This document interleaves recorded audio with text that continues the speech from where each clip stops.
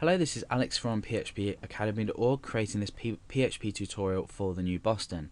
Now, we've already looked at an if-else statement which looks something like this. As this stands, it evaluates to true, so we're echoing out the text true.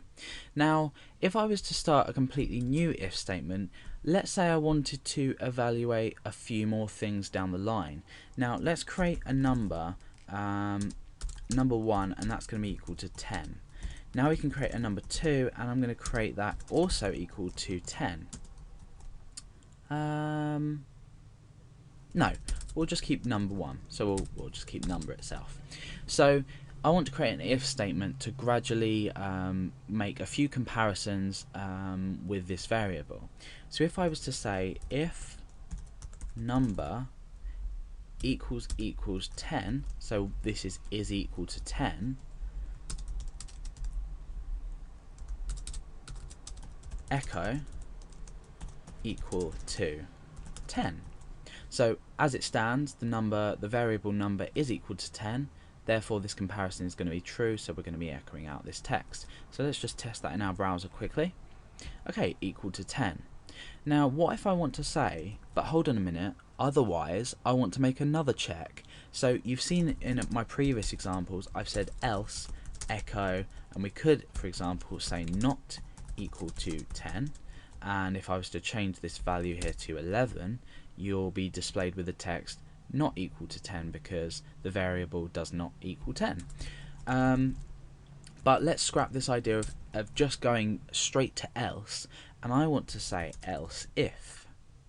So I'm basically combining if and else to make else if, and then I just do exactly the same structure and I do another block underneath that. So else if, and here what we can do is, before just jumping to else and saying no, this doesn't equal and this is evaluated to false, we can make another comparison and we can do another evaluation. So else if number equals 11, and we can now say equal to 11. Oh, if I can spell it. So equal to 11. Then what we can do is we can say else not equal, for example. So now what we're doing is we're saying, is the number equal to 10? If it is, echo out this text equal to 10. Otherwise, is this text equal to 11? And if so, we echo out the text equal to 11. Now remember, before when I changed this to 11, it said not equal.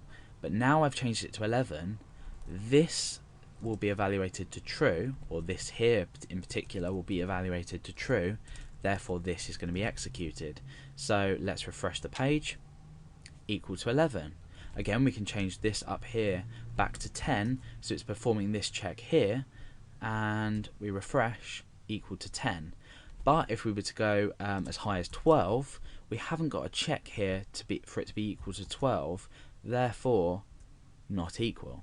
So this is basically, in a nutshell, if-else statements, and they're useful for just making a few more checks before you want to completely say nope, nothing's equal, else, and give the last alternative block to execute.